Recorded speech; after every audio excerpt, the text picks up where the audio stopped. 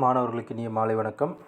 நாம் என்எம்எம்எஸ் தேர்வுக்கு வந்துட்டு தயாராகிட்டு இருக்கிறோம். இப்போ வந்துட்டு நம்ம என்எம்எம்எஸ் தேர்வுக்குள்ளே வரக்கூடிய மேட் பகுதியிலேருந்து வரக்கூடிய மாடல் கணக்குகள் வந்துட்டு பார்த்துட்ருக்குறோம். அந்த வகையில் இப்போ இந்த கணக்கு பாருங்கள், இந்த மாடல் பாருங்கள்.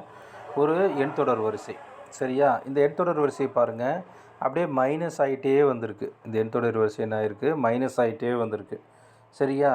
இந்த மைனஸ் வந்துட்டு எப்படி இதை மைனஸ் பண்ணியிருப்பாங்க அப்படின்னு சொல்லிட்டு பார்க்கலாம், சரியா? இப்போ இந்த 12க்கும் 9க்கும் வித்தியாசம் எடுத்து பார்த்தீங்க அப்படின்னாக்கா 12க்கும் 9க்கும் உள்ள வித்தியாசம் பார்த்தீங்கன்னா 3ன்னு வரும், சரியா? 3னா 12லேருந்து 3 கழிச்சாக்கா 9ன்னு வரும், சரியா? இந்த 9லேருந்து 5க்கு உள்ள வித்தியாசம் வந்து பார்த்தீங்கன்னாக்கா 4ன்னு இருக்குது. 9லேருந்து 4 கழிச்சாக்கா 5ன்னு வரும், சரியா? அப்புறம் இந்த 5க்கும் 0க்குள்ள வித்தியாசம் வந்துட்டு 5, அதாவது இந்த 5லேருந்து 5 கழிச்சாக்கா வந்துட்டு 0 வந்திருக்கும், சரியா? அப்போ அடுத்தது என்ன நம்பர் வரும் அப்படின்னா, இந்த 0லேருந்து 6 கழிச்சா வந்துட்டு நமக்கு வந்துட்டு அடுத்த நம்பர் வந்துட்டு கிடைக்கும், சரியா? 3, 4, 5, அடுத்தது 6. அப்போ இந்த 0லேருந்து 6 கழிச்சா என்ன வரும்?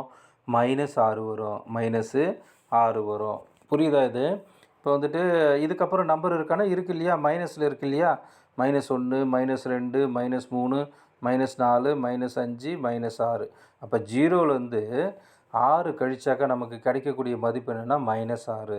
இல்லைனா இப்படி யோசிங்க, 0 இருக்குது, மைனஸு, அதில் மைனஸ் வந்துட்டு 6 கழிக்கணும். அப்போ 0லேருந்து 6 கழிச்சா -6, பெரிய நம்பர் குறியை வந்துட்டு நம்ம எடுத்து போட்டுக்கிறோம் இங்கே, சரியா? அப்போ வந்துட்டு அடுத்து வரக்கூடிய அதனுடைய ஆன்சர் என்ன வரும்?